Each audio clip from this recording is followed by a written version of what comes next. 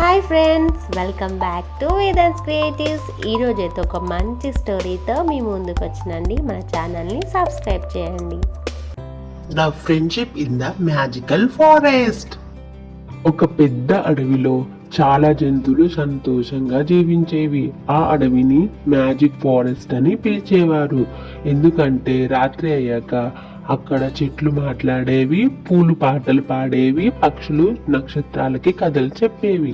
ఆ అడవిలో ముఖ్యంగా 5 ఫ్రెండ్స్ ఉండేవారు.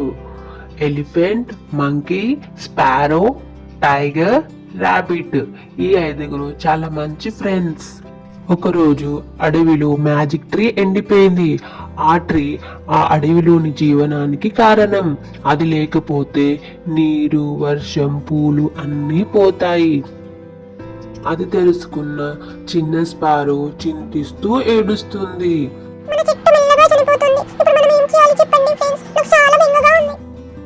అప్పుడు ఎలిఫెంట్ ఇలా అంది, మ్యాజిక్ ట్రీని కాపాడడానికి మనం సూర్యదీపరాయిని తీసుకురావాలి. అది చాలా దూరంలో ఉంటుంది.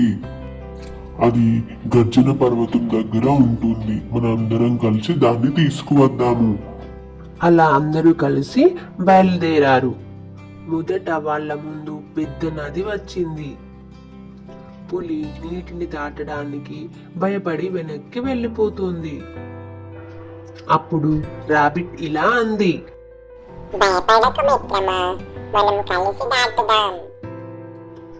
అని రాబిట్ చెప్పింది. ఏనుగు అందరినీ దాటించింది. వారు మొదటి పరీక్షను గెలిచారు. వాళ్ళందరూ కలిసి గర్జన పర్వతం దగ్గరికి చేరుకున్నారు. అక్కడ రెక్కల గుర్రం కాపలుగా కాస్తూ ఉండింది. తారు రెక్కల గుర్రంతో ఇలా మాట్లాడింది, మా అడవిని కాపాడుకోవడానికి మేమందరం ఇక్కడికి వచ్చాము.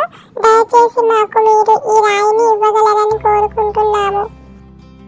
రెక్కల గుర్రం స్పారో చెప్పిన మాటలు విన్నాక ఇలా అంది, మీరు ఈ రాయిని తీసుకుపోవడానికి వీల్లేదు.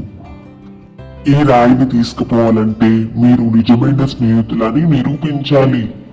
రెక్కల గుర్రం అలా చెప్పగానే వాళ్ళందరూ సరేనని ముందుకు వచ్చారు. గుర్రం వాళ్ళకి ఒక పరీక్ష పెట్టింది.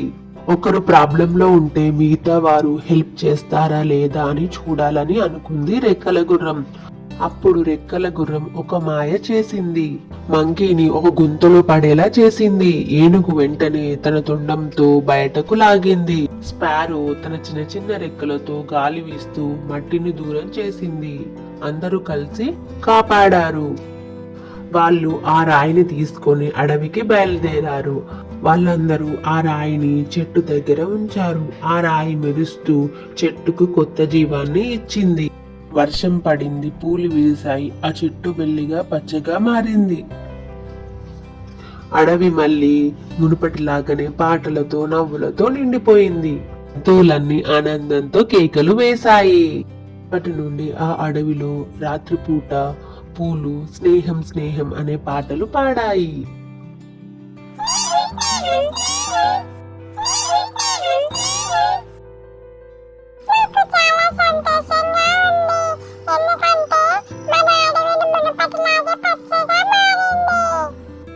కలిసి ఉంటే మనం ఏదైనా సాధించగలం మిత్రమా.